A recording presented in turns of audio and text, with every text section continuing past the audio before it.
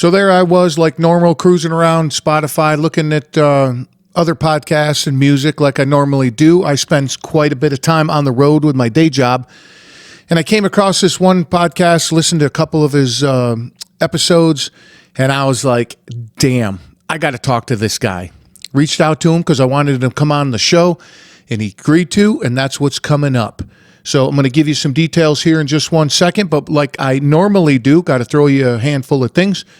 I'll keep it short and sweet. Live Rishi, these guys, high-quality CBD product. Been using them for years. Great company, great people, and you want a good night's sleep? Check out the tincture. LiveRishi.com. Use the code word TABLE. Let them know I sent you, and you're looking at 50% off. Yep, great time to jump on the CBD train. Also, my merch store is blowing up, and I would love for you guys to go over and check it out. WaltzKitchenTable.com. Proceeds help a local organization called Forever Healing Invisible Wounds. This group, local group in New Jersey, they help men, women, and families of the armed forces within the PTSD or any type of help. So you need some help, or you know anybody who needs some help, jump over, check them out. And also, High Speed Daddy. These guys jumped in and are helping out Forever Healing Invisible Wounds, so I'd like to give them a shout out. And I just received my product from these guys, ordered it, and very excited to put that thing to work. My little man is only a couple weeks old, so it'll be a little time, but I tell you what, I plan on working the shit out of that stuff, and I'm very happy at this point. And I've said this before, you want a great example of customer service. These guys, top notch, and I do not say that lightly. Been in customer service my whole life. So all these things I just mentioned, there's links in the show notes. You want to jump over and check them out. Let them know I sent you. Help build out the community. Now, we're going to get on to the show. Welcome to Walt's Kitchen Table, where I feature captivating stories from fascinating people. Now, again, I found Callum. He's over the big water in the UK. Just searching around and reached out to him. And now after this conversation, we still stay in contact, and he's just a lot of fun. And some of the things that we talk about, of course, the royal family, traveling. We both truly enjoy traveling. And then he's got a show about traveling, about a road trip. But we'll get into that. You can hear details about that. And also his story about how he became a stand-up comedian and why he's doing it. Well, I guess I'd just let him tell you it. So, let's get to it.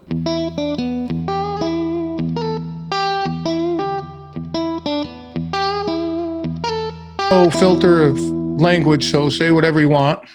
Oh, that's even better. Yeah, exactly, yeah. Right? I swear like a sailor, dude, so don't mind me.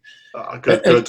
And then this is more of a conversation, not an interview, so feel free to ask me as many questions as I ask you.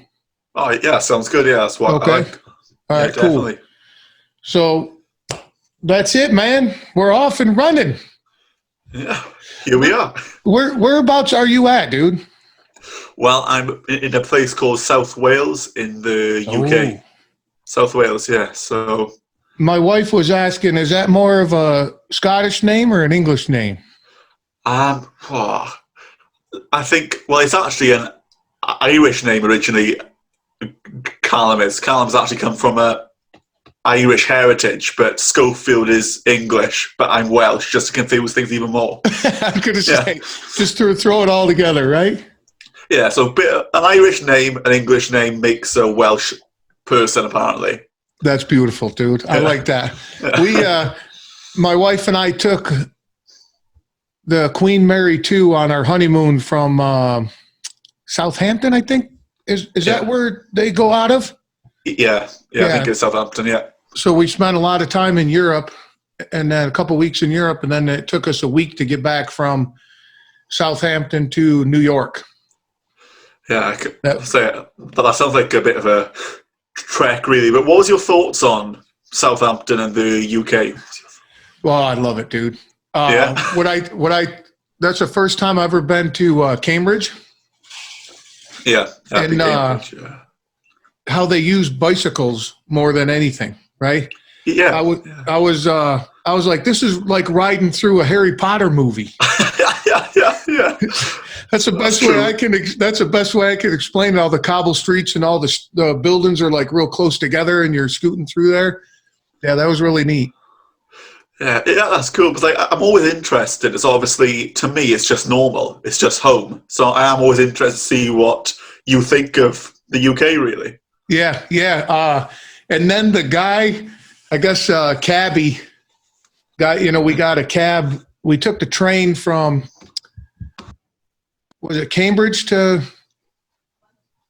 is it London? Man, my wife hollering at me at the background, giving me detail. London. Yeah. All good. London to Southampton in a train, and then when we got out of the train station, there was this cabbie dude to give us a ride. He was an older guy, and he just had me fucking howling the way he was talking, dude. I could have rode with him all day, and he was calling ladies birds, right? He's like, I got to give myself an American bird so she can take care of me. And I was like, oh yeah, that's brilliant. Yeah, so all the different sayings and stuff. I've been listening to your show too, and hearing people, not necessarily the language. I guess it'd be the language, but the way they call things compared to what I call things. I have to double take and look at the radio and go, oh, man, that's what he means. Yeah, that's true. Have you ever been to? Interesting. Have you ever been to America? Yes, I have. A few times. First time I went, it was just a standard Florida. I went to Disney World with the family, and I went to Miami afterwards for like a day just to stay on the scenes and on the street and on Miami the beach and that, which was incredible. Miami beaches. Yeah. Oh wow, yeah. I mean, that's kind of right off a postcard, really. Yeah, and I also went on a school trip a good few years ago now, about 4 or 5 years ago, to New York, Washington, and we stopped off at Philadelphia in between as well. And New York, I loved it. I absolutely loved the madness, and I could quite happily settle there. I absolutely loved it. Did you really? Second. Yeah, New York was my favourite place I visited. It's just, I love the madness. It's just, but I come from South Wales, a small village, a small town, really, and everyone in the UK thinks that Wales is still in the past. I think it's in the olden days where I'm from. So to go to somewhere like New York, that's the polar opposite. And it was obviously very touristy. We went to the Empire State, the Statue of Liberty, but still, just walking through the streets of New York, I loved. Oh, just the amount of people and the energy. I live in New Jersey. We live in New Jersey, and I say the reason I love going to New York City is because I'm leaving at the end of the day. Yeah. To stay there or to live there, that would be tough for me. I can't imagine. Yeah, the constant ambient noise, like it's never quiet. No. So I think that after a while that would get to me. And I have a ton of friends in New York City, and that's part of the reason they love it. Yeah. You can have it. I'll come visit. And get some pizza and call it good. That's all you need. It's like, I want to go back to New York. Now that I've started to do stand-up comedy, obviously places like Chicago and New York are comedy capitals of the world. I would, to perform in a comedy club in New York, that's a dream. So I'll have to come back once all this is over. And, one day I'm going to perform at a comedy club in New York. That's on my list. Yeah, what you could do, well, I don't know what it's like anymore, but before all this madness, you could go and hit, like you as a stand-up comic could go and hit like 6 nightclubs in one night. Oh, really? Yeah, because they're open mic, or you know where you're going to go, and okay, from 10 to 11, I'm here. Hit stage for 10, 15 minutes or 5 minutes, whatever they give you, right? Yeah. And then you jump on the subway or hit the street and next one. Get paid $15 for being up there for 5 minutes, or if anything, right? Yeah, exactly. Just like Oh, he froze. That's a good picture of him, though. Oh, I think I'm back. Sorry. Yeah, that's all right. I was like, that was a Yeah. good picture of you, by the way it froze. Oh, lovely. Yeah. That's brilliant. Oh, I was just saying, what was I just saying? Oh, yeah, I love the experience of going to all those comedy clubs because I've done a few gigs, open mics now, but I've never got paid for it as such. But I say I just do it for the laughter. No one should really pay to see me perform yet.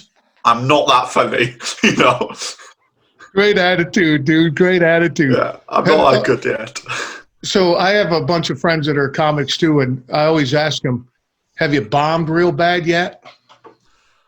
Not yet. Touch wood, I haven't yet. But it's weird. But I'm very self-critical. Like I did a gig Friday night. I did my first longer gig. I did a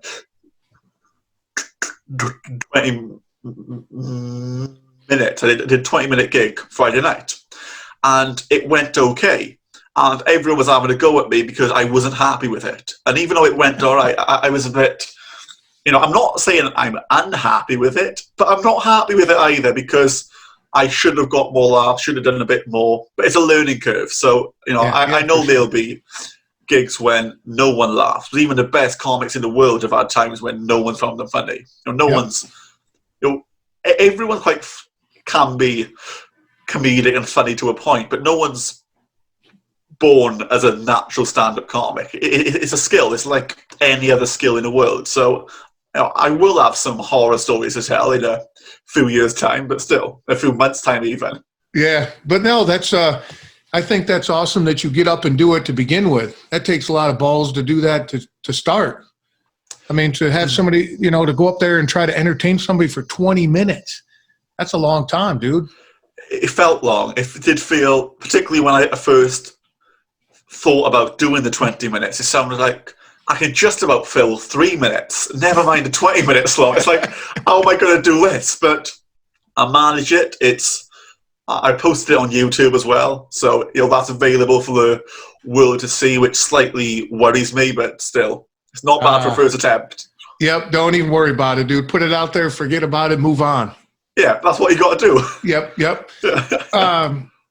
Do you constantly write? Oh, yeah, and it's 3 p.m. in the UK today when we're recording this, and I've spent all day writing. I had a little gap to have some lunch, and it takes I spent a good few hours writing today to get a 5-minute set prepared. So it is an awful lot of effort goes into the writing, and again, it's two different worlds. You can write something funny, but then is that funny to read? Is that funny to perform? Like one of the jokes I performed on Friday, it got a couple of laughs, but I'm thinking if this was in a TV sitcom, it would look so much better. It would be so much better as a comedy sketch as opposed to stand-up material. So it's just trying to work out what's what. And, I always feel like I'm not working enough, so I will just sit down and write out jokes for ages or try and write out jokes or scenarios just to get something moving. Yeah, and we enjoy going to comedy as well. And one of the last ones we went to, I thought it was pretty cool because the headliner come up and he had a piece of paper and he's like, I'm just giving you a heads up, I'm working out some new material. Now, I don't know if that was part of his act or not, but he would okay, yeah, we're not going to use that one again. Oh, that one got a pretty good laugh. I'll work on that. But it worked out well. I mean, do you do anything like that? Do you warn the crowd that you're working on new material, or you just get up there and... Well, one of my jokes I do to sort of break the ice with the crowd is I say, I'm not an expert at comedy, but I have done a few open mics, a few gigs. So I'm not a complete comedy virgin. But after watching this, you might question whether I am or not. So that's sort of one of my jokes, just to, it breaks the ice, really. Right? Yeah. I think you can probably tell, I got a speech impediment, I got a bit of a stutter. And my first joke is always, I'm Callum Schofield and I got a stutter, so no, it's not your internet connection. Oh, even when you're live, right? Yeah, so literally, if I'm in front of a crowd, particularly now, I'll say, I've got a stutter, so no, you're not still watching me on Zoom. And then it's just, it's easy because it's the alpha in the room sometimes, and having a stutter gives you so much more material that I don't think I'd be funny without my stutter. Yeah. No, I like the idea, though, you setting that right up front, and that's a great joke, dude. What a great joke. The other thing, too, is you, in your story, on your Schofield stories, you know how you put a trailer. Yeah. You call it a stammer. Is that just a UK version? Yeah. Well, like stutter and stammer mean exactly the same thing. And I always used to call it a stammer, but to reach more of a wider audience, a stutter makes a lot more sense. Even people in the UK, you say stammer to them, they got no idea what it means. You say stutter, they know it immediately. So I've sort of just adapted it to, I now naturally say stutter unless I'm working with a specific, say, certain British audience. If I'm speaking to people from a stammering association with stammering their name. But yeah, stuttering is more globally known term. So that's why I just say stutter, particularly on interviews and podcasts. It's just so that way I know everyone understands. And to link that back into comedy, that's what you need. You want everyone in the room on the same page. Yep. Now, I got to tell you, dude, my history, I was involved in a video photo production company for a long time. Yeah. And when we first started the company, I was the audio guy. I was a guy holding onto the boom and yelling plane and car and stopping the action, So right from the beginning, audio has been, I believe audio is just about everything. Yeah, in a movie, in a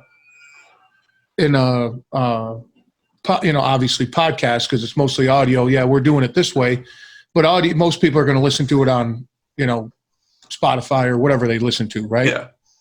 And I came across your podcast, and I didn't listen to your trailer. I just scrolled through and clicked one, and I said, "Oh, this looks pretty cool." Boop. Yeah. And I did. Obviously, I noticed it, and I was like, "Okay, man, no big deal." And I just kept going. I was like, "All right, I wonder if he has a trailer, like most people do." You did, and I listened to it, and I got to commend you, dude, to be in a audio-rich environment with that. Fucking hats off to you, bro. That is incredible. Oh, to have the balls to come into a nothing but really audio.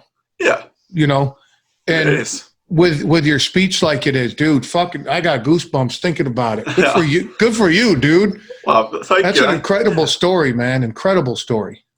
I was looking for a challenge as I went on a speech course in September 2019, which took me from someone who could hardly get a sentence out to how I speak today. And afterwards, I was working on my speech, I was doing it. I thought, what can I do to sort of prove myself? What can I do to take a leap out of my comfort zone? And then I thought, what's something that purely relies on audio? Podcast. I thought, can someone with a stutter host a podcast? And I was like, well, let's find out. Fast forward a year and a half down the line, and it's gone really well. Yeah, good for you, dude. That's awesome. And then if you don't mind, I'm going to ask you about when I listened to you, and I think you touched on it on your trailer, the technique that you used, like the breathing technique. Am I hitting that right? Am I correct there? Yeah, it is a breathing technique. And the one I use is called costal breathing, which is basically before you speak, you take in a sharp breath and hit the word on top of the breath. So I'd be like, Callum, and then breathe out, release excess air and carry on just speaking. And I don't use it all the time, but I know when I can use it. And I've got to this point because the minute I left this speech course, which taught me this technique, I used it 24/7 every day just to really, nail it in.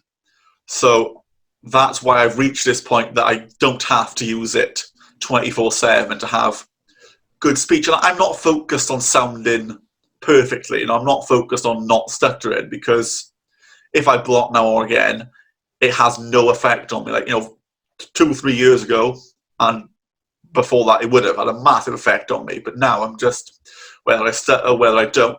And sometimes I think I need to stutter. I can't do a 20-minute stand-up piece about my stutter and not stutter.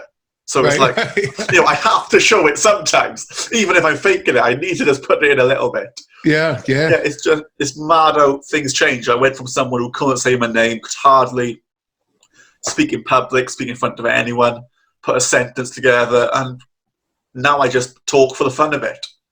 Dude, So, yeah. good. Again, man, fucking hats off, dude. That's awesome. And then what made you do the Schofield stories? I know you got something else going on with like traveling. We'll get into that because I love fucking traveling. I'm perfect. What's the Schofield stories? Was that just like, how did you end up with that? Like, where was that created? Well, it was, again, just looking for a challenge. I thought, right, what can I do for a podcast? I thought I'll share my story. I'll make it a more stuttering podcast. Then I thought, how can I go a step further? I'll get some guests on. I'll do some interviews. And in my head, it'll all be, I'll interview people who have stutters as well. So it just keep it at that. And the Schofield stories, it just came from I'm not that creative. So I thought, Schofield, surname, hearing stories, Schofield stories. Put two and two together. But then I interviewed a few people who stutter. Yeah, it was good. But I was like, how can I go that little bit further? So I started interviewing people who don't stutter, just people with inspirational stories. Mm-hmm. And then I thought, how can I go further again? So I started reaching out to some celebrities over Twitter, Instagram. And then before I knew it, I've interviewed stand-up comedians who I've watched on telly. I've interviewed Olympic and Paralympic gold medalists, former SAS soldiers. It's just always come from looking for that little bit more. Like, it started off as just me talking about stuttering, but then I was always looking for a challenge. And yeah, I did the Schofield stories for over a year. We did 50 odd episodes, 48 guests, and yeah, I was really enjoying it. But then I sort of put it to bed because, again, I'm looking for a new challenge, and I want to show my more comedic fun side as well. It's still an interview-based podcast. The new podcast I do is called the Perfect Road Trip Podcast, which is a hypothetical scenario where guests come on and they will make their perfect road trip. They can go anywhere, they can drive anything, they can bring anyone they want, and it's all hypothetical, but it's just a light-hearted interview, really, and it gives me a chance to sort of show myself a bit more rather than just being the interviewer. It's similar to your podcast in the fact it's just a nice chat, really, but it's in a hypothetical road trip travel scenario, really, if that makes sense. Yeah, I like the topic and I like the idea, and plus it gives you some groundwork, but it doesn't put a ceiling or a floor or walls on your podcast platform, right? Yeah. And that's where I wanted to do with mine. I wanted to be able to go in any direction, up, down, sideways, and have no limit of what I could do. And it sounds like the road trip one, it gives you a little niche, but then you could go anywhere from there.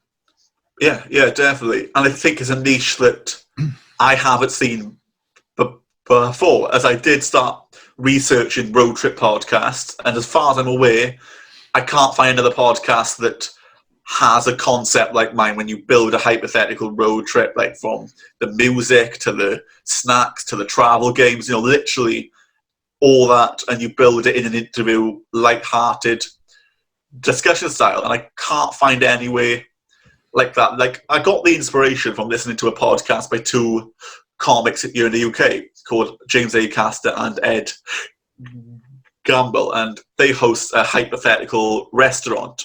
So a guest would come on and sort of choose their dream meal from anything they've had in their life, and just sort of all, again, a comedic, light-hearted, hypothetical discussion show. And I was listening to that and I was thinking, how can I put my own spin on this to sort of make it fun for the listeners? I thought, well, it came from me searching up travel games. And I was trying to think, what does everyone do? So I thought, maybe I could choose a travel game that you might play in a car with your mates and make that into a podcast. And when I was searching, I thought, instead of doing the game, why don't I do the actual traveling? Why don't I do the road trip? As you know, I like my cars, I like traveling, so it's perfect. And this, yeah, I'm excited about it. I'm actually really, I think I could have found, touch wood, I found something new that could work, maybe. yeah, hopefully. Well, I'd like to. So it's funny that you said you did research. I didn't do any research on mine. I just started the fucking thing. Yeah.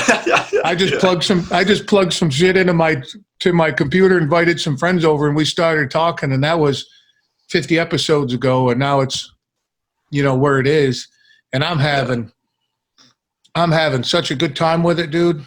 Yeah. There's so many gems and stuff that I never would have thought would have happened, right? Because you don't know what you don't know until you're in it. So with your road trip, man, what's your road trip? Come on, man, you got to have that prepared. People are going to ask you. I do, and every episode the guests turn it around on me, but it changes on a daily basis. As I'd love to do an American road trip, like from the Pan American Highway. That's somewhere that's on my list of I want to drive the Pan American Highway. Then I also want to go to Vietnam and go from north to south or south to north Vietnam. Yep. So let's say for the purpose I want to go to Vietnam then maybe. And I would want to take it's tricky. I hate being on this site because I obviously want to take a good car. I want to take something like an Aston Martin or a Jaguar F-Type. Yeah, but then that only gives me one seat. So who would be the one guest? But if I go for something like a Land Rover or like a Jeep or a camper van, I can fit more guests in. So it's, it makes me actually feel a bit sorry for my guests when I pressure them for answers because I know it's really hard. But I'd say me in something like a Land Rover, because a Land Rover classic British engineering, should be easy to fix. Driving along Vietnam from the south to the north. And yeah, just enjoying it with lots of nice crisps and chocolate and biscuits and all stuff like that, That's funny. It's funny you say crisp and chocolate and biscuits and stuff. No, that's great because us here in America, we're like Doritos and Mountain Dew and whatever. We actually name a brand. We don't say potato chips. We'll actually name the chip or the brand that we like. Yeah, that's interesting, isn't it? I've got a random question for you now, which just relates. When I said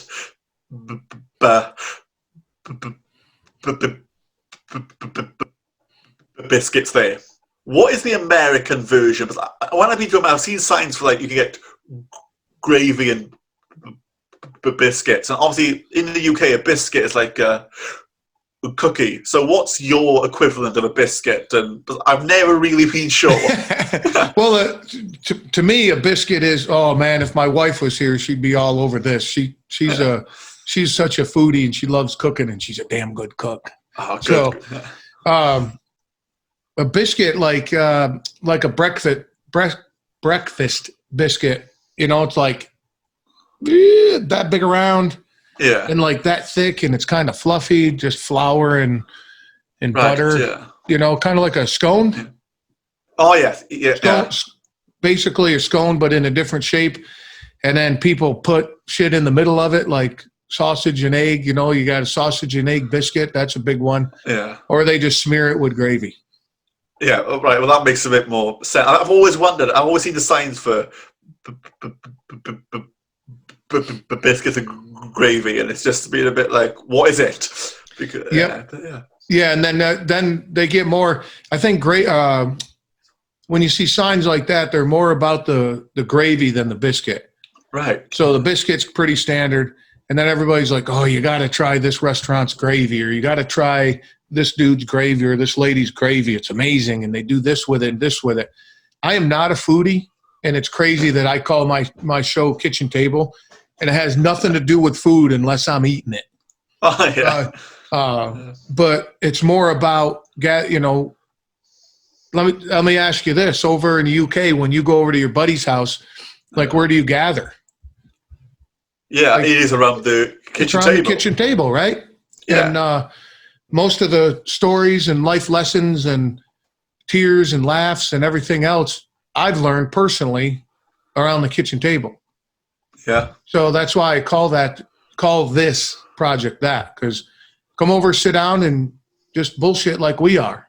You know? Yeah, it's just having a chat, and that's why I really like your concept. If you don't mind me asking, where sort of did this, come from? Like, what made you think of the kitchen table? What inspired you to get into podcasting, really? So years ago, and this is years ago because it was in high school. I got offered a overnight DJ job. Yeah. And I love this format. And of course, fucking nobody knew what podcasting was back then. It didn't even exist, right? But a friend of mine said, he kind of talked me out of it. He goes, it's a one-sided conversation. So like we're sitting here, I'll ask you something, you ask me, and we go back and forth. He goes, when you're a DJ, you're talking into the mic. Sure, you got wording, they got stuff for you to talk about, but you have to fill the air. And I'm like, yeah, that ain't going to work. So it's always been rolling around in me to have conversations, and I love knowledge, man. I love finding out shit that I don't know. Yeah. It's amazing. Oh, yeah. And so I did a lot of public speaking with my company, the video company. And I don't have a fear of public speaking. I'm one of those people, it doesn't matter. I can get up in front of anybody and talk about just about anything. Yeah. Don't put me in front of 1,000 people at Google unless I'm there to entertain them, because I don't, I'm not a tech guy. In fact, Oh, yeah. And you ever listen to the Moth podcast? No, I haven't actually, no. It's storytelling. Right. So people get up there and it's 5 minutes. They tell a story, and they call them story slams, where they'll have a night in an arena or an audio, like an old movie theater or a movie theater, that kind of thing. And people get up every 5 minutes and tell a story. That was my wife's, it still is, my wife and I's go-to when we're traveling. So we love taking road trips. So we'll get into your thing there in a minute. But I was like, man, this is cool. So she took me on a surprise date to a story slam. Yeah. I didn't know where we were going. This is a common thing for my wife and I. We put surprise date in our calendar. And I don't know what we're going to do. So she just puts surprise date with Val. Of course I accept it. Yeah. And then I come home and I'm like, am I dressed properly? And she's like, yeah, we're good. We go. Off you go. Yep. And we end up at a story slam. Of course, I knew where we were. I was like, this is fucking amazing. This is great. I love this stuff. And we're listening to stories, and all of a sudden they call my wife's name. And I was like, you're going to tell a story? And she's like, no, you are. Wow. And I was like, what? And she goes, yeah, that's your surprise.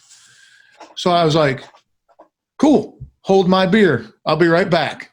Yeah. I get up there and the lady's like, you don't look like a Valerie, and we have we joke about that for a second. And then she goes, did you know you were coming? I said, no. She says, do you know what you're going to talk about? She goes, do you have any stories? I was like, lady, I got fucking stories. Yeah. And she goes, you didn't rehearse them. I go, I lived them. She's like, podium's all yours. And out of 13 people, I was the only one got a standing ovation. Oh, wow. Yeah. And I walked out of there and I went, that's it. That's what was missing from the public speaking. So when I was doing public speaking, I was in a box. I had to talk about entrepreneurship and making money and jobs and, that type of thing. Yeah. But storytelling, anything you want, right? We could stop this conversation and talk about whatever we wanted to. It doesn't matter. Yeah. And we did that a couple times. And I was laying in bed one night, sat bolt upright, and went, everybody's in the kitchen. And I came out and we just had a little table here in our apartment, and I started taking notes. 2 weeks later, this thing was going. No analysis paralysis. I didn't research it. I didn't do anything. Of course, I know about audio because of the video company, so I bought this little pack of this like pre-pack thing off Amazon with mics and a little task cam. Yeah. I only have a few pieces left from that pack. I've changed some things around, obviously, but that was it, man. And then I just invited people over, started putting it up, and I only got on Libsyn. Was it March, April? April, yeah. April of this year is when it really launched. And when I launched it, I had 25 episodes. Yeah. So, and now here I am with about 50. But again, I've only been holding data about my podcast since March, April. Yeah, because of the pandemic. And then I did, so April. And then I release one every 2 weeks. Excuse me. I release a full episode every 2 weeks. And then in between, I have an off the cuff, like I'll record an off the cuff today. And they're about 10 minutes long, and it's whatever I want to talk about. Yeah, that sounds good. Yeah, no notes or anything. I just spit for 10 minutes. So I put them in between, and then I have full episodes, which range from an hour and a half to 2.5 hours. Wow. See, just saying that's one story in itself. What's that? That's one hell of a story in itself. Yeah, thanks, man. Yeah, I have a good time with it. And I just like the tagline for the show is everyone you meet knows something you don't. And then sitting here talking to you, I'm gonna find out shit that I don't fucking know about. Yeah. I just want to sit and have a chat with you. I'm like, I think this dude's interesting. I'm gonna ask him to come on. Yeah. So, and that's all I do. And same with you. I've asked some super high profile people all the way down to guys like me and you. Yeah. And I think that I highly believe everybody is extraordinary. You do extraordinary things every day. And if you take a minute and talk to somebody for a few minutes, you're going to be like, no, you do that? No shit. And, you have an extraordinary story with your speech impediment and what you're doing now, dude. That's fucking crazy again. I can't commend you enough for that. Thank you. But that's how I am. And then that's where I'm going. And I like to spend time in the gym, play poker, chase my wife around and do this shit. So that's my life. Yeah, I love it. It's not a complaint. It's not a complaint. No, it's as easy as that. It's just, I literally couldn't agree more with what you're saying. It's just, I got no words, literally. Just easy as that. Yeah. Now, road trip thing, I got to tell you, I've been all over the world. My wife and I love to travel. And probably one of the most craziest places I've ever seen is Yellowstone National Park. All right, yeah.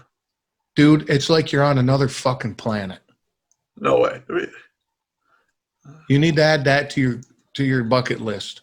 I will do. You're just standing there and shit's bubbling from the ground and it looks like a sci-fi movie and you're like, and you can smell everything and you're like, what the fuck? Yeah, you got to check that out. I definitely will. I've got a long list of places I need to go. I was going to say. Have you been around the UK? All around the UK? I've been to quite a few places. It's actually, my family owns sort of what we do for a family work is a tour company. So my stepdad and his dad's my granddad, got a tour business which brings American schools and choirs, church groups over to the UK and set them up on tours around the UK. So I've been quite lucky enough to meet a lot of incredible choir directors, church leaders, head teachers, and visit lots of historic places in the UK and spend a few days there, spend a week there. So I've been quite lucky, really, to meet these people and just travel around the UK at the same time. And I really enjoy doing it. If you had one place in the UK that you would tell anybody to go, like if they could only go to one place, where would that be? That's a good question. Because I'm obviously Welsh, I would want to pick somewhere in Wales straight away. I will actually. There's a place in West Wales called Tenby. So Tenby is a small town in West Wales, and it's a very popular holiday destination. And it's just a beautiful. It's next to the sea. You got beaches. You got history, and I love it. I absolutely love it. Yeah, we got Spain and France, and you go abroad, but I'd happily spend a week in this little town called Tenby. Absolutely love it, and I encourage everyone to visit there. Nice. And then now, are you more of a small town? You said you love New York City, but is that more to visit? So if you had to spend a lot of time, would you be more in a little town? Yeah, I think over a big city? Similar to yourself, as when I went to New York with my school, we stayed in New Jersey and travelled into New York and out every day. And I think that was nicer because we had a bit of calmness in the nights and in the mornings, that the hotel was pretty empty. But I feel like if we were staying in a hotel in New York, it would have been rammed. But when we stayed in a hotel in Washington, it was rammed. Like if you weren't eating your breakfast at 6 a.m., then you weren't getting breakfast. But in New Jersey, it was nice just to sort of keep a little bit separate from the madness of New York. But again, because I want to be a comic, moving to places like London or New York is what most have to do. Unless you have a good break before, the majority of people in the arts is always move to a city. That's where the opportunities are. So yeah, numbers.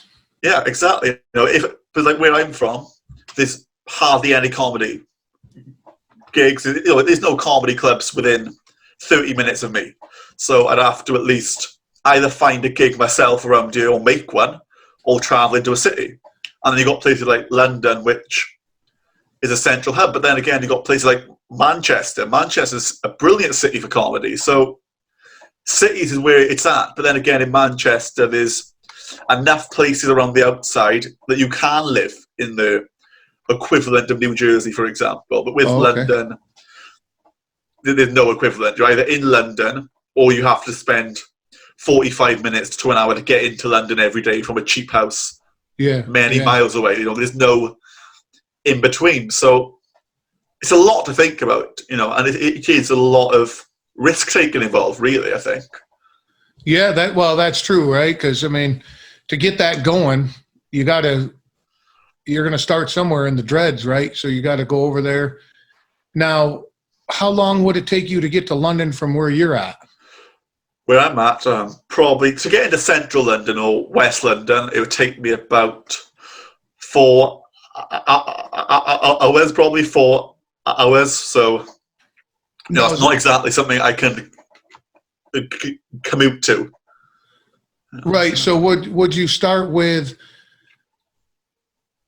like going there on a Thursday, staying the weekend and hitting shit at night, and then coming back like on a Sunday night or something like that, right? Yeah, that's what I'd have to do because everything I've got to sign up for it. I've got to make do as a comic. I've been lucky enough to meet quite a few comics, but I got one who's actually a mate. He come from the same town as me, and he's all over the place. Like he'll get a call saying there's a slot open for an open mic in a place called Cornwall, which is about a 5-6 hour drive there from where we live.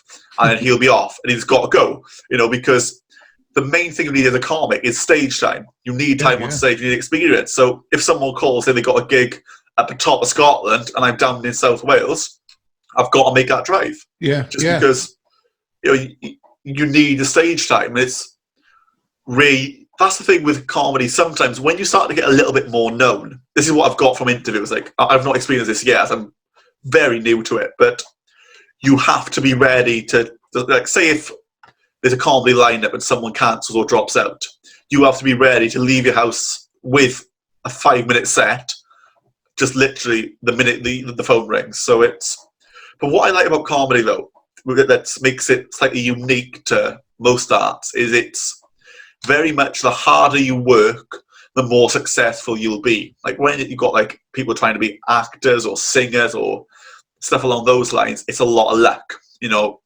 Like actors, it is a lot of luck. Singers, a lot of luck. But with comedy, 9 times out of 10, obviously you have to be funny, but the harder you work, the more successful you'll be. It's very, what's the word, is it? Meritocracy. I think it's that kind of thing, which is a bit unique to most art forms, really. Yeah. I agree with you on that, as in you got to put your time in. Stage time, it's just like anything else. I refer to the gym as well. I always refer back to the gym. And you can't look the way you want to look without putting the time in and the energy, And that's why I asked you about writing and how much time you spend on writing. And then do you have, like you just said, like you have a standard 5-minute set, yeah? Yeah, I'm working on a few because I like to have, a few different sets. Like at the moment, I'm working on a 5-minute set and a 10-minute set, which interlink quite a lot, mainly because I've got two gigs coming up over the next few weeks, which are literally within a couple of days of each other, and one's a 5-minute slot on the 26th of March. One's a 10-minute slot on the 26th, and one's a 5-minute slot on the 30th.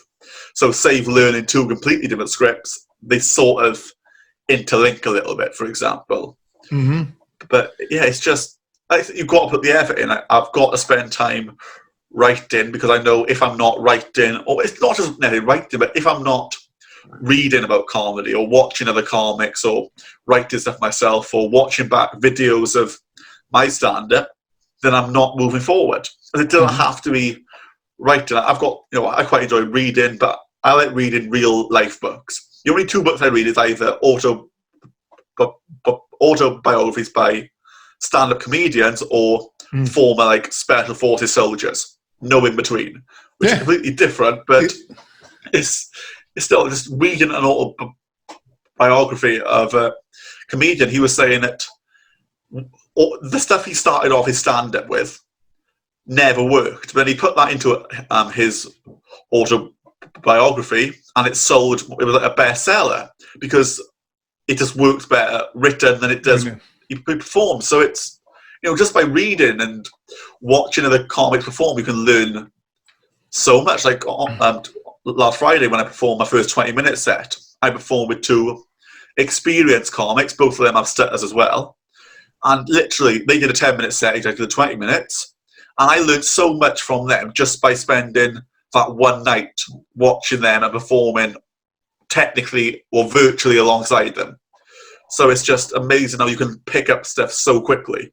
Oh, yeah, absolutely, especially from experienced people. And it's the same in this format. Now, let me back up just a minute. So is your 20-minute set, is that 5 or 4 5-minute things strung together? Or 2 10-minute? You know what I'm saying, though?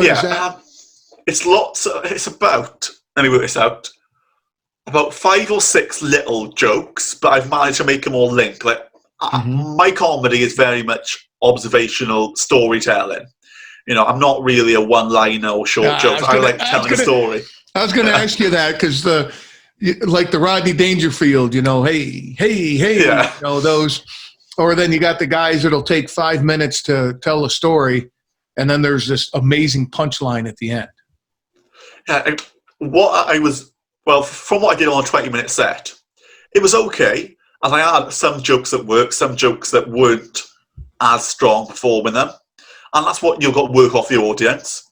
But it all linked. So like one of my first or second jokes was then linked to my final line as well. In set, it linked to my final punchline. So I came around in almost a full circle in some ways. But it's just, from watching back, I know that I did too much storytelling. I did too much narrative and not enough little jokes. Like the first 10 minutes were strong. The second 10 minutes, too much storytelling. That's what, in my opinion, anyway. And I thought if I put a few more jokes, a few more little one-liners or gags in the material, that might have made it a bit better. So it's, back to the drawing board. And that's one of the hardest parts, is understanding that it's okay to get things wrong. As I'll watch it and go, no, change that, scrap that didn't work. Okay, let's rewrite and move on. Mm-hmm. But I know some people have said, but what if you read too much into that and start overthinking or worrying? It's like, it's not about being pessimistic, it's about being realistic. Because when I'm changing things and saying that didn't work, I'm not doing it to be negative, I'm doing it to help me progress. Yeah, of course. Some people sort of don't understand that some were like, oh, maybe if you watch it back, it might upset you because it wasn't as good as you thought it was. I was like, okay, thank you for that for a start. Yeah, but that's what you need to do. And I'm not a pessimistic person. Part of my comedy is, because that's what I find quite funny, making big deals out of nothing. Yeah. But I am quite realistic. So if something isn't working, or if I feel like something worked well on the night, I'll just say it and change it. I don't have to sugarcoat it and say, oh no, the audience are wrong, they should have laughed at that. Because obviously it's not, there was 60 people in the audience, so they know a lot more about what makes them laugh than I do. Yeah. Now the thing too is, what you got what my opinion is, when I go to a comedy show, I'm there to laugh. So I'm like preamp to laugh. So I'll laugh just about anything. Now I've seen some people fucking dive, dude. And you're just like, oh, I feel sorry for you, man. It's not funny. And I'm like, it's awesome that you're up there doing it, because that takes a lot of courage. But I think too, like you said, people understand, I know what I think is funny. Are you a dirty comedian or a clean comedian? It depends. I've got a mixture. And if you're in Manchester, you're probably dirty, but then if you're in South Wales, you might clean it up a little. Is that? Yeah, because I'm from South Wales, so everyone knows everyone. There's a good chance I'm performing for relatives or former school teachers. But yeah. And what I do is I have sort of the first 10 minutes. Say, for example, if I do a 10-minute set, the first 5 minutes are the same, with a few jokes thrown in that could go either way. Yeah. And then depending how those jokes go will depend what I do for the second 5 minutes, whether I sort of throw in a bit more risky jokes or whether I keep it more liberal. Like, one of my go-to jokes to test the crowd is I talk about the gym and keeping fit. And I say, the gyms aren't for people like me. I'm only a small lad, so I make fun of that. And I say, I went to a gym and I felt as out of place as a Catholic, let me do it again, because I don't normally stutter on that joke. I was waiting to see if the stutter was part of the joke. Was it? I ruined it. So I say, I try the gym, I try getting fit, but gyms aren't for places of people like me. I felt as out of place as a Catholic priest in a nursery. Oh, that's the reaction you get. Some people go, oh, and some people laugh. And if there's more laughs, then I'll go down a bit more of a riskier route. But if it's just more oohs, then I'll stick to the cleaner joke. Yeah, and it's an easy one. I say that about the gym. I can change the start and still use the Catholic priest in a nursery sort of line on almost anything. And that's just an easy, it's sort of a go-to. Well, it's a barometer. It's a barometer as well, right? It gives you an idea who you're dealing with. Yeah, exactly. And you've got to work off the audience. Yeah, and I'm totally judging Manchester. So, if you're in a pub with a bunch of drunken dudes in Manchester, that Catholic joke probably goes over pretty well. Yeah, I can imagine that would work perfectly. And then when I'm talking about the gym, I can add something on if people laugh at it, saying, I felt about the Catholic priest in a nursery. If I get a laugh, and I'll say something like, so I walked around, I touched a few things, I had a fiddle with a few things, but everyone knows I shouldn't be anywhere near it. And then, if that gets a good laugh, then I know what I can do. But if that gets it splits the crowd, though, it does. No, that's a good one, dude. That's my kind of humor. I think you've got to find that line. Like, I like comedy. I like a range of comedy, but I want to be slightly on edge. I don't want a nice comedian if I'm going to actually pay to see a comic, I don't want to watch 60 minutes of someone being nice. Yeah, no, me neither. No. Even if it's just one line. There's a comedian called John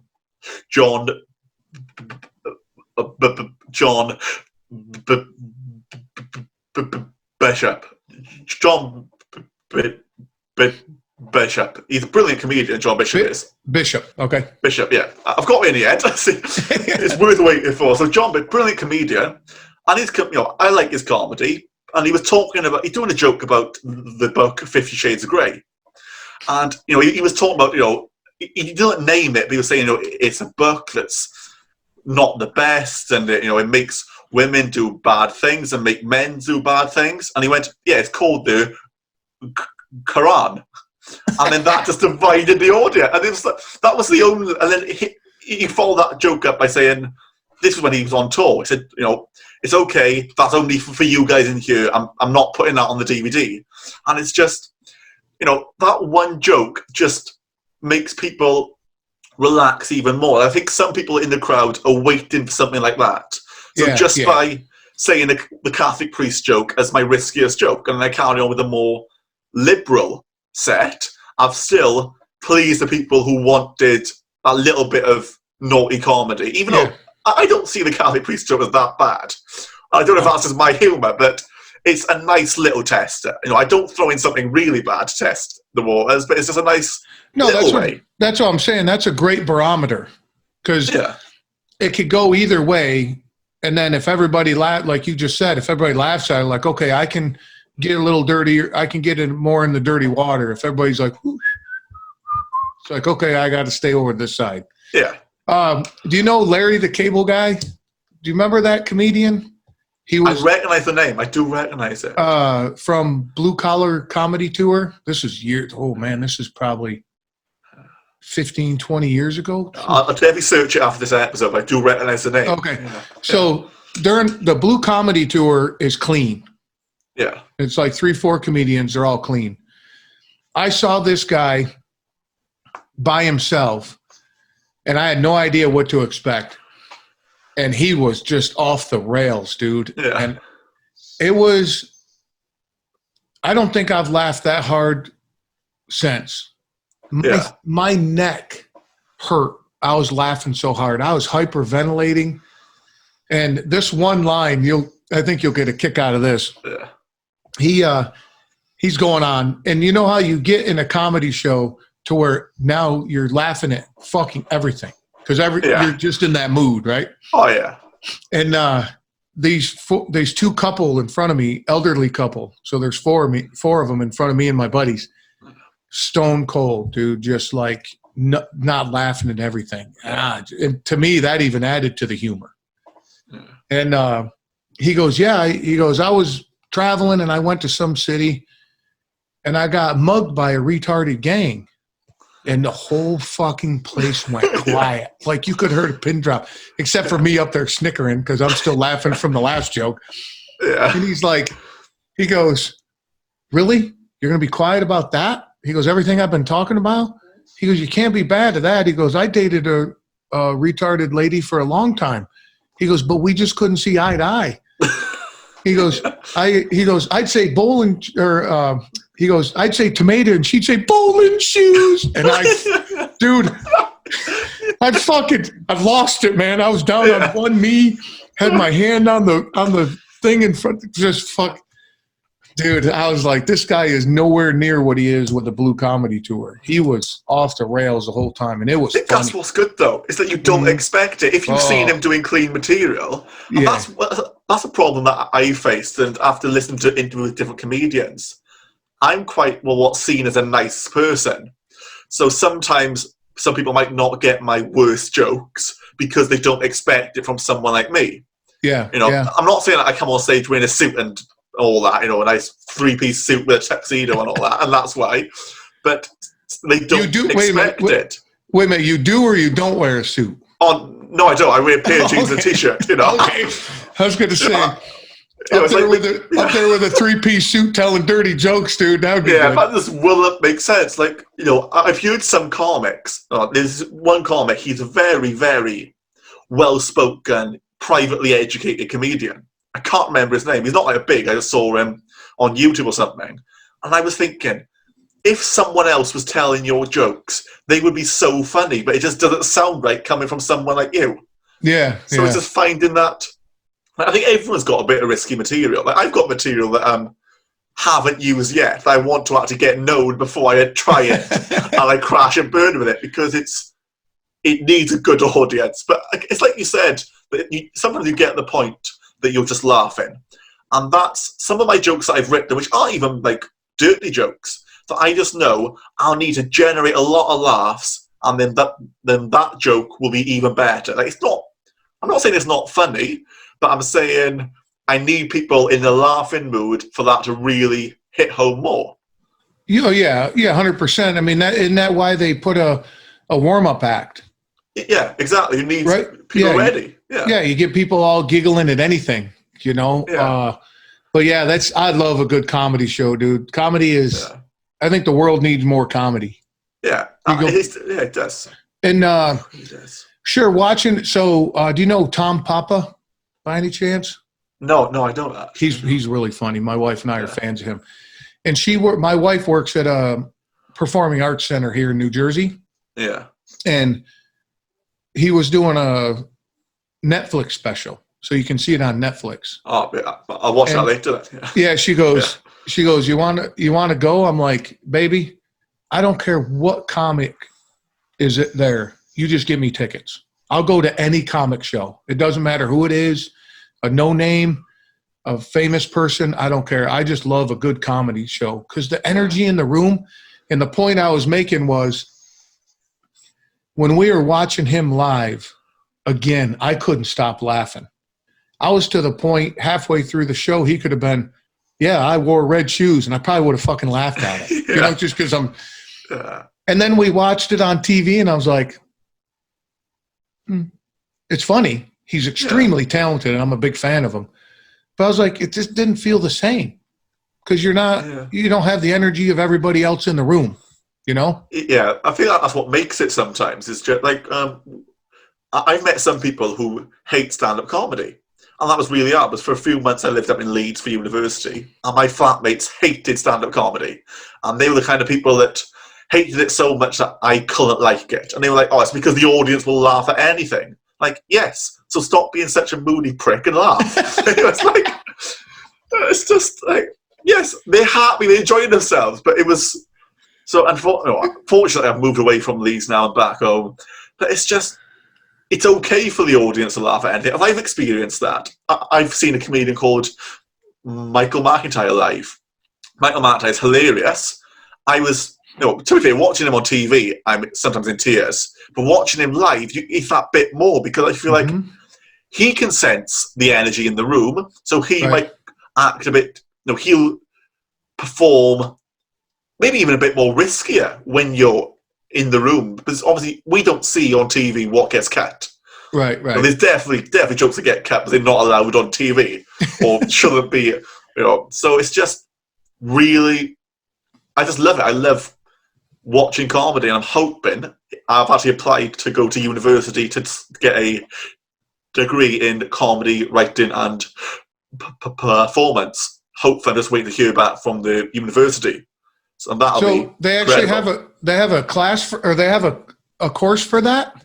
I didn't know it existed until about 2 weeks ago, and there's only 2 classes in the whole UK that do it, and one is in the University of Salford, which is outside Manchester, and one somewhere else, which is a bit not for me. As I'm not a posh person, and I feel like the other university is a bit too posh. So I've applied for Salford, and it's next to Manchester, and I had no idea you could actually do a 3-year university degree course in comedy. No, I didn't. I wouldn't have known that. No, but I thought it'd be good because it's a way to make money on the side. Like, for example, if I can say I've got a degree in comedy, I can do little public speaking classes. I can do comedy introduction classes. alongside, because I have a degree in it. So if I'm not making money through doing stand-up, for example. Well, the other thing too is there's probably some material there. If you got a degree in comedy, you could probably work that into your skits. Yeah, exactly. Like, you should be fucking laughing at me. I have a degree in comedy. How could you know? I get a little list off why I'm better than every other comedian there is, because none of them got degrees. Yeah. And I think one of the things that I'm, hopefully, if I get in, I'm pretty sure I should, because I've got a comedy background, but is meeting people, because I find it hard to meet people of a similar age to me who want to pursue comedy. Like, all the comics I've met are older. I want to meet like-minded people my age.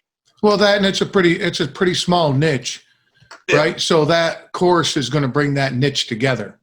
Oh, definitely. Yeah. It's really a common ground, right? Dude, I thought that was funny. I got to pick on your English. You being over there and you moody prick and posh. I don't hear that. Yeah. You moody prick. That's so casual. That's such like a prick is a brilliant word. I love it. It's one of my. It's a swear I use the most, if anything.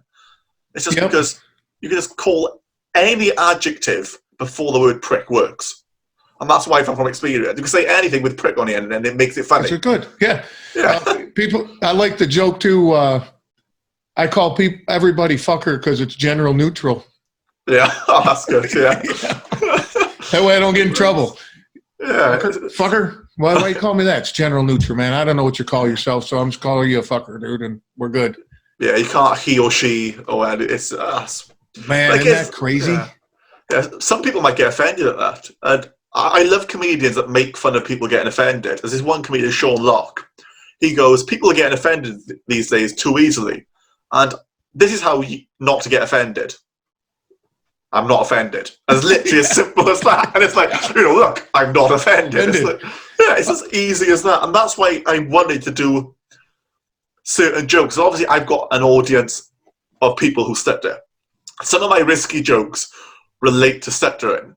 And it's a bit like I could technically turn the entire stuttering community, which is about 2% of the world, against me just by doing this one joke. But it's... Yeah.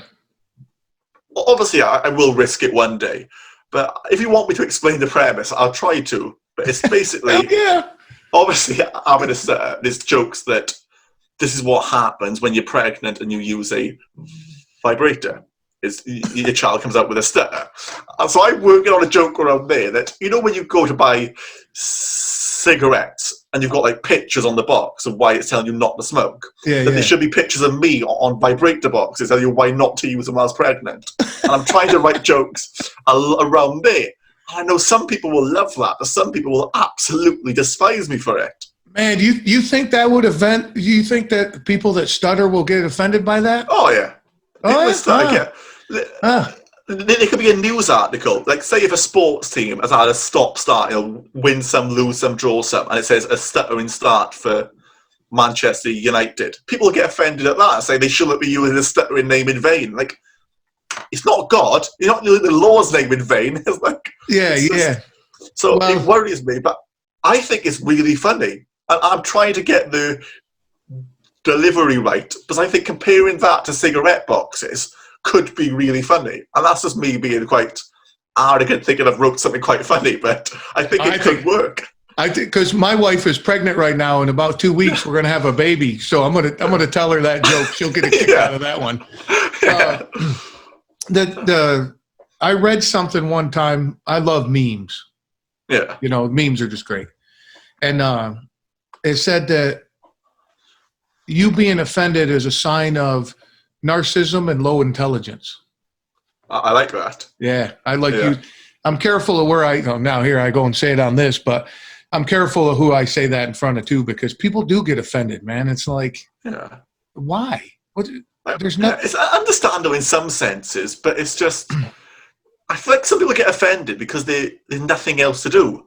If they're feeling, a bit fed up, a bit bored, they will find something to get offended over just to make. Why not? Well, yeah, the whole misery loves company thing, right? Yeah, I think that's what comes out. So I do got to ask you. One question popped up. Yeah. The royal family.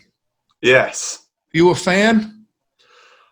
I'll be honest, I don't really have an opinion. I'm like, yeah, they're there. Like, obviously, I got a joke about how, Prince Harry is obviously ginger, and when we got Prince William and Kate have had 3 or 4 children, and I make the joke saying I'm very upset that none of William and Kate's children have turned out ginger.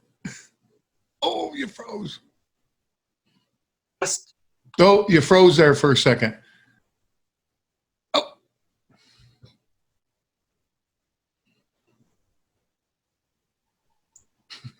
oh, sorry, I'm back. Yeah. Yeah, there you go. So we lost the punchline, I think. You said he's ginger. All the kids are what? And then... Yeah, I said, it's quite annoying that none of William and Kate's children have been born ginger. Because they're obviously... it's just... that's good, but I just don't really have an opinion. Like, some people say to me, I hate the Queen. Why? She's a little old lady. It's just like... I don't necessarily like her, but I don't hate her either.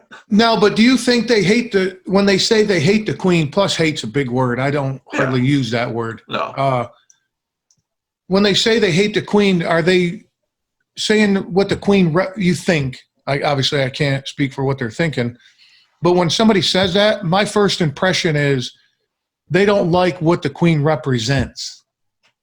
Like the royal family and the monarchy and not anarchy, but that type of thing. Do you think that? Honestly, I don't think people are smart enough to think that much into it. I think they're just saying it just for fun. But it's like one person will say they don't like the royal family for those reasons, for the monarchy, for what they represent, for the history, because the obviously a massive palace, which is millions. Right. Worth, if not more. Then one person will say it with an argument. And then working class people, not all of them, a few, will then just repeat it for no apparent reason. They'll be like, I hate it. And it's like, do you though? Why do you hate them? Like, it's like you said, I don't know them personally, so I can't really hate them. But I don't know. It's an interesting one. Well, that's the same thing like over here with the president and other people. I hate them. Okay, why? Yeah. Just because I hate them and they walk away, you're like... Exactly that, yeah. Okay, if you gave me an explanation, I could respect that, but I can't respect that you just regurgitate because you hate them because that's what everybody else is doing. Yeah, that's what I think it is. Yeah, now you're a sheep. Now you're a sheep, and that's just not cool either. Come on, man. Yeah, just say, have your own opinion. Why? Yeah, it's like, I don't have an opinion. Like, when it comes to the royal family, if there's any good material on them, I'll use it. But I don't really have an opinion. Same with I know we don't talk about politics, but I don't have an opinion on politics. Me neither. No, me neither. I don't care. Yeah. Because I never put it into my stand-up because I don't want to split an audience. Because people get nasty over politics. Politics and religion are two things I don't joke about because that will easily cause a divide in the audience and not in the Catholic priest way. It's like the Catholic priests are the only exception for religion. Well, that's kind of that's funny. So that's allowed. Dude, do you know who Joe Rogan is? Yeah. One of his lines is, dude, I'm laughing just thinking about it. He says, having somebody jerk you off is like brushing your teeth with your left hand. It still feels good and you're getting it done, but it's just not the same. Yeah. What a great fucking line, dude. I love that line. But that's brilliant. The royal family though, let me ask you this. Are they on the news and stuff a lot? Like, is that like a consistent thing? Like you get a royal family update in the evening news? Yeah. The headline last time, I know the Queen's husband, Prince Philip, is in hospital at the moment. Taken into, and headline news was Prince Charles, the Prince of Wales, travelled 4 hours to visit him in hospital. That was headline news. So, it is in the news a lot. But, yeah, it is actually. I've never thought of it until you said it now, but it is actually, we do hear, like, if something happens, we'll hear the Queen says this, Charles says this, Philip says that. There is, obviously with Harry and Meghan, that was all, the tabloids loved that. Whenever something happened, it was Meghan Markle's fault. You know. Yeah. Now, they got pretty much kicked out of the family, right? Did I hear that right? More or less. Like, no one truly knows what's happened, but it's just, I don't blame them really, because Harry will never become king or anything because he'll go Charles and William, then William's kids. So he might as well just make a nice life for himself somewhere else. That's kind of what I was thinking too. The way Meghan Markle's been treated, everything is blamed on her. Like, the coronavirus is Meghan Markle's fault. Leaving the EU for Britain is Meghan Markle's fault. It's like, everything that's gone wrong in the UK since Harry and Meghan got married was Meghan Markle's fault. I don't know how, but all the newspaper journalists would turn it on Meghan somehow. So I'm not surprised they left. And that's why I don't read the news. I'll read like the headlines for material if I'm going into sort of a gig that needs news material. But other than that, I don't read the news. I don't get involved in politics. Same here. I don't care. And the news is full of negative things. I'd much rather watch. Oh. Well, we're going to wait till he jumps back. I think I lost you there, bud. So my camera just switched off for no apparent reason. Yay! In short. I had to fill in some space, dude. No problem. I got it. That's all right. It was just a second. Oh, that's fine. But the thing is, though, I agree with you on politics and religion. I don't mind having a conversation with somebody that can easily listen and not get offended, not get all fucking bent out of shape. But I've been finding and I don't bring it on this show at all because it just there's no reason for it.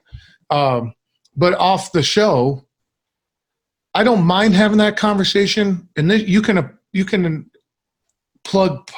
take politics out and plug in anything, any topic.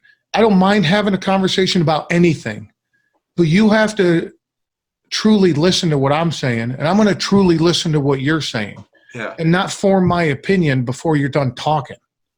You know, I'm not waiting for respectful. Yeah, I mean. Yeah. There's a little line that I use. If you worship the garden gnome out front of your house, well, okay, that's cool. But tell me why. What do you get out of it? And is there a reason why you do that? Did you have an experience with it? Of course, I'm using a dramatic example to bring the point home. But and two, I always say if it's legal and kind of moral, and nobody's getting hurt, I don't give a fuck what you do. Yeah. As long as you don't push it on me, and the other thing too, and that's what the religion thing, you're wrong and you're. Yeah. I've got some friends who are religious, and they're very much, why aren't you? And I'm like, I don't ask you why you are, so why are you asking me why I'm not? It's sort of that's a good line. I'm gonna steal that one from you. Yeah, I never thought of it that way. Because I just respect it, I wouldn't be like, so why are you a Christian? Why is this? Why this? I just like, yeah, you're a Christian. Okay, cool. Crack on. The same crack on. See, there you go again with it. I'm not saying crack on. Yeah, it's brilliant.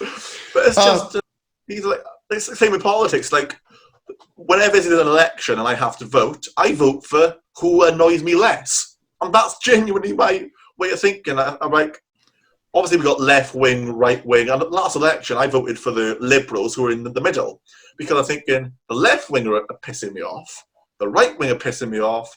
So are the Liberals, but they're pissing me off slightly less. So just a little less. Yeah. So that's my logic. There's no thing in it at all, and then I don't get into arguments about it. Why do you vote for them? Because I don't know enough to have a good vote. Anyway, it's not like I'm reading everyone's manifestos. I'm just having fun with it. Really? And the one thing I like is a politician is like a stripper. Yeah. They don't care about you, and all they want is your money. Yeah, I like that. Yeah. And somebody said the stripper might be a good person. I'm like, maybe. Yeah, that's right. You ever been to going back to I was going to ask you, The Crown. Do you watch that show? No, I don't. On the old podcast, I actually interviewed someone who was on The Crown. Oh, cool. But I don't know if you've seen the episode. There's an episode where there's it's set in Wales, and there's like a school. It's starting the school, and there's a massive landslide, and the school gets completely wiped out. He was the one at the start. He was the teacher. He was a teacher in The Crown, and he's from the same town as me again. So in that interview, we talked about The Crown and the Aberfan disaster, which was that episode. And where this episode was, where it happened, and what it's obviously based on true story. That's literally 10 minutes down the road. I've drove past the school, I've drove past the town, I've drove past the memorials there. Loads. So even though I've never watched it, I definitely know about it, you know. Yeah, of course. Yeah. Living that. I just, and a fun fact that I found out a long time ago was where they get all their money is land ownership. Yeah. Did you know that?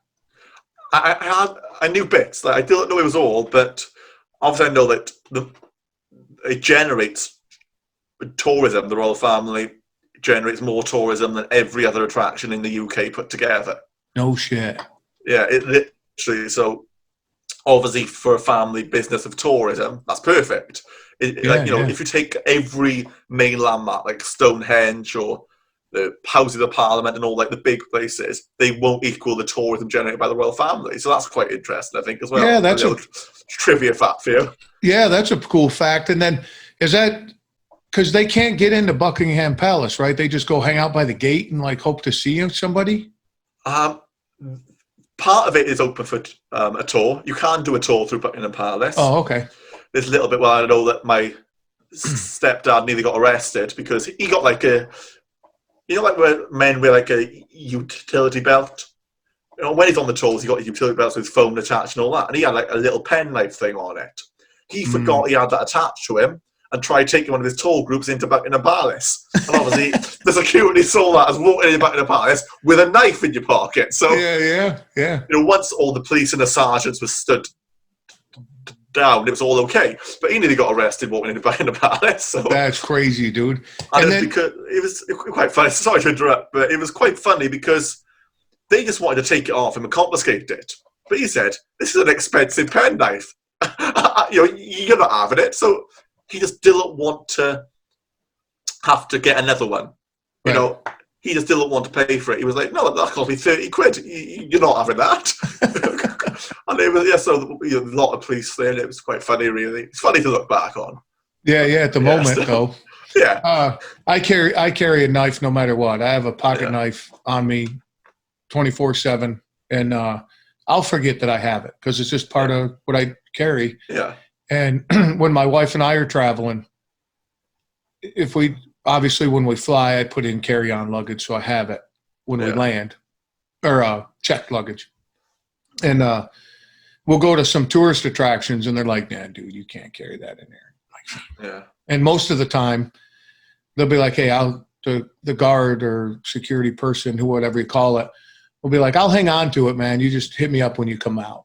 Because, I'm not, they're just like, you're a guy with a knife, man. You carry a blade. And I'm like, yeah, that's what I do. So, but yeah, I could imagine walking in because that's happened to me to where like, whoa, where are you going? You got a knife. I'm like, what? Yeah. I do. Oh shit. Yeah, I do have one. You just forget about it. Yeah, but no, that's cool. Noticed, yeah, that's something I noticed when I went to America. Like even walking into like the Holocaust Museum in Washington, or all the different museums, you would still get searched and have to scan your bags. And then if you had a drink of water, you have to take a sip in front of the security to get in. And it's like, this is a museum. It's like, this is like airport security in the UK. It's a museum in Washington. It's mad. Or a museum. Hey, with the Holocaust Museum, did you get a little card of the person and did you survive? And no, I'm sorry, dude. I totally mixed that up. That was with the Titanic Museum. All right, yeah. Yeah, when you walk into the Museum of the Titanic, they give you a card of a person. All right, yeah. And then, like, if you're a female, they give you a woman. And I'm like, what's this for? And the lady's like, you see if you survived at the end. And I looked at my wife. I'm like, yeah, you survived because women first, right? Women and children first. Well, we got all the way out. I survived and she didn't. No way. Yeah, I was like, okay. I bet she loved that. Yeah. But yeah, I had a great experience in London because we went to Germany and then we come up to England and all that with our travels. And my wife was visiting the tea houses. Oh, yeah. And there is one in London. I guess it's like 5 stories tall. God, what the fuck is the name? I can't remember the name of it. She goes, "You want to go?" And I'm like, no. Yeah. So we have some friends in England, and they met her, and I went to the casino. Yeah. Yeah. So I played cards for like 12 hours. I was like, "Baby, I'll keep myself occupied. Whenever you're ready, you just text me and I'll come over." So you much of a gambler? I'm not really. No. I'll put like when it's on sport, I'll put like soccer. I'll put some money on teams, but that's all I do really. Now let me ask you this: did you just edit yourself to say soccer instead of football? I did. I can see it. You're like soccer. Yeah. That makes more sense. But then I say football, and I go, but not your football. Not our football. Now, you much of a sports player? You played many sports, or did you?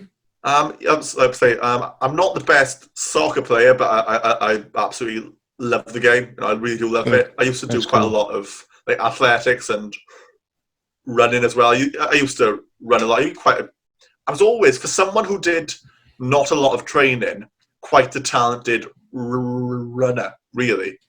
And I wish I trained more when I was 12, 13, that I could have actually been a lot better. But but soccer is my main sport, really. Well, it's in our DNA to run. True, it is. Yeah, we're built to do that. Yeah. Right? Well, we're gonna. I think we're gonna shut this down, dude. It was an awesome time speaking with you. I appreciate you coming on, man.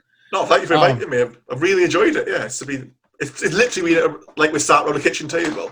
Yep. That's what I like about it. And then tell people where they can find you. I'll put some stuff in the show notes as well. But go ahead if you want to tell people. Yeah, well, my website is the Schofield Stories, just simply SchofieldStories.com. Social media, if you just look for Callum _ the Schof, SCHOF. My new podcast is the Perfect Road Trip Podcast. Is a search Perfect Road Trip Podcast or PRT Podcast. And just to clarify, that was only a P. I got a stutter. Yeah. So PRT. Yeah. Now, PRT podcast is a Perfect Road Trip, and then. Yeah. Oh, okay. Yeah, kind of like what I did with my handle. It's WKT Podcast. Yeah. Is that okay? Yeah. Yeah, was Perfect Road Trip taken? So you went with? It wasn't on Instagram, but then when I was setting up a Twitter account, they said it was too long, so I had to improvise. Yep. Yeah, I think just for me in comedy, Callum Schofield, for the search. If you search on YouTube, Callum Schofield comedy, a 20-minute video should come up. It's not the best of my work, but it'll do. Yeah. Well, that's a good way to see you, right? Yeah. Dude, in your opening line about, no, this is not your internet connection. Yeah. That's beautiful, dude. Beautiful writing. I love That's it. all I need. Yeah. Well, I appreciate it, dude. Thanks again for coming on. And for some reason, my computer is not working. There it is. You got anything else, man? No, I just want to say thank you for inviting me. I've really enjoyed just talking about anything and everything, really. I've really enjoyed it. Perfect, so man. You hit me up about anything, all right? Yeah, will do. And stay on before we head out. Now, did that story inspire you or not? Man, I got goosebumps just listening to it again. Callum is just a lot of fun to talk with, and we still stay in contact, and I know we'll connect again in the future. Links to all his stuff are in the show notes. Check him out, show him some support. And also, I know you got a bunch of shit you want to do, so I'm going to get you the hell out of here. Don't forget, liverishi.com. Use a code word table. Let them know I sent you. 50% off. My merch store, Walt's Kitchen Table, helps out forever healing invisible wounds. And you want some cool, unique product and awesome customer service? Check out High Speed Daddy. Till next time, much love.